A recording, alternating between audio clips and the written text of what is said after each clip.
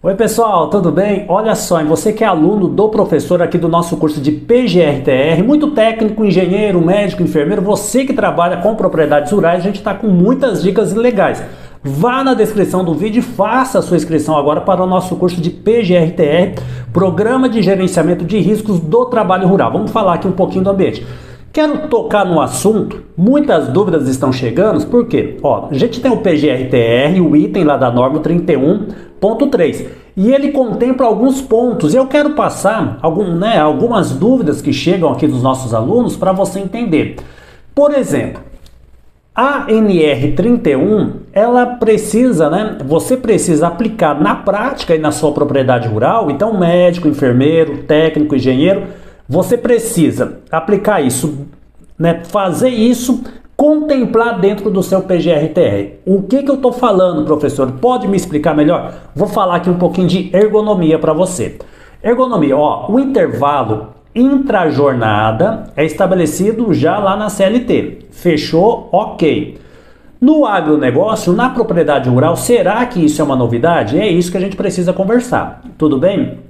Isso, o intervalo intrajornada ele é concedido ali para alimentos, para alimentação, para repouso do trabalhador, e nesse caso, a NR31, essa pausa está prevista lá dentro da NR31 para um descanso nas atividades. Qual atividade? Atividade estática ou que gera sobrecarga estática ou até mesmo dinâmica em quem? No trabalhador. Como que você levanta isso? Pessoal, aqui a gente não está falando que você tem que ser...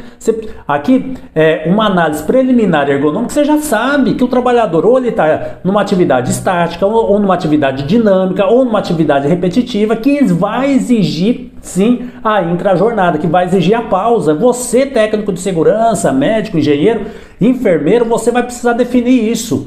E aí, aonde está o detalhe? Eu vou entrar lá na NR31, vou falar para você aonde está o detalhe.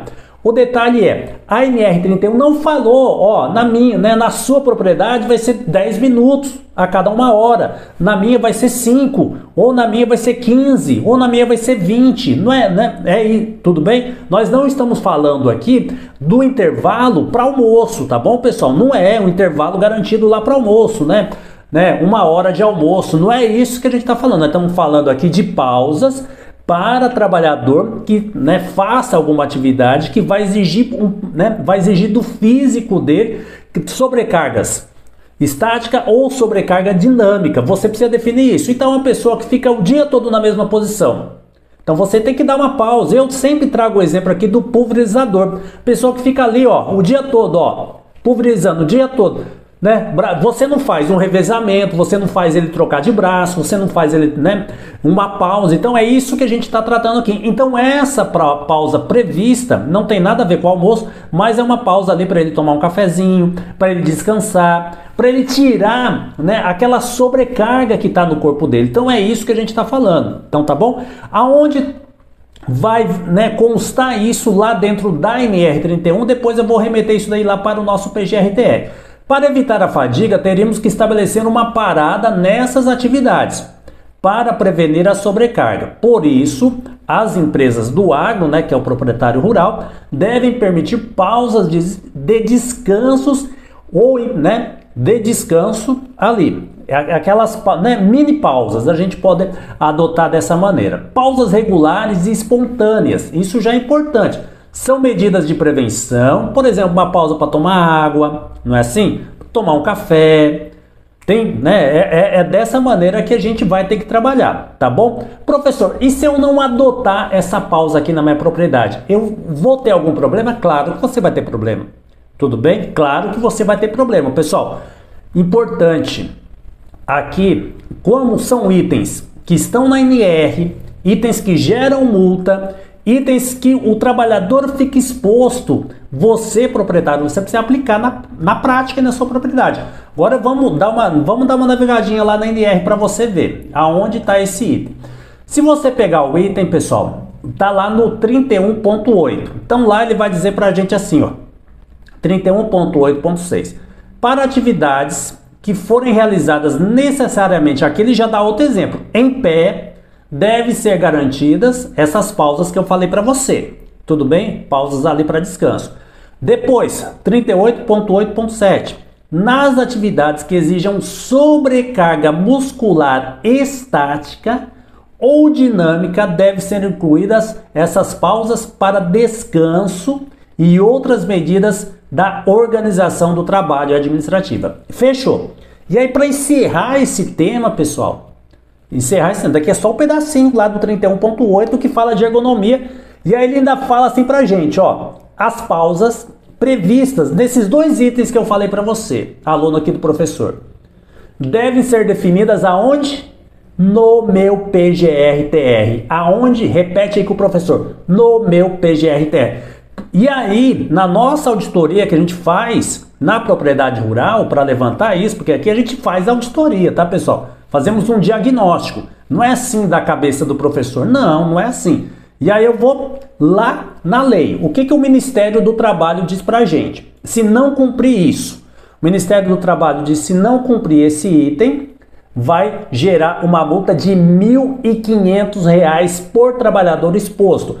Quantos trabalhadores expostos? São todos da sua propriedade rural. Se você tem 3, você tem 10, se você tem 20, eu não sei quantos você tem. Porque o fiscal, pessoal, o fiscal ou a denúncia, ele não, a denúncia do Ministério do Trabalho, ou a fiscalização, ou o trabalhador buscando a justiça do trabalho, ele vai falar, ó, eu trabalhava dessa maneira, eu me machuquei lá na fazenda, lá na chácara, lá no sítio, eu me machuquei, foi diagnosticado por exames, que eu tô com fadiga, que eu tô com um problema de tendinite, ósseos musculares, não é assim? E aí ele vai pedir indenização sua. Então, isso que você precisa pensar, é isso que você precisa refletir, tá bom? Vai gerar indenização para o trabalhador também, pessoal. É colocar a saúde e a integridade física do trabalhador. O trabalhador, ele vai trabalhar, e você, proprietário rural, você que é técnico de segurança também, que administra e ajuda a administrar as propriedades, tem que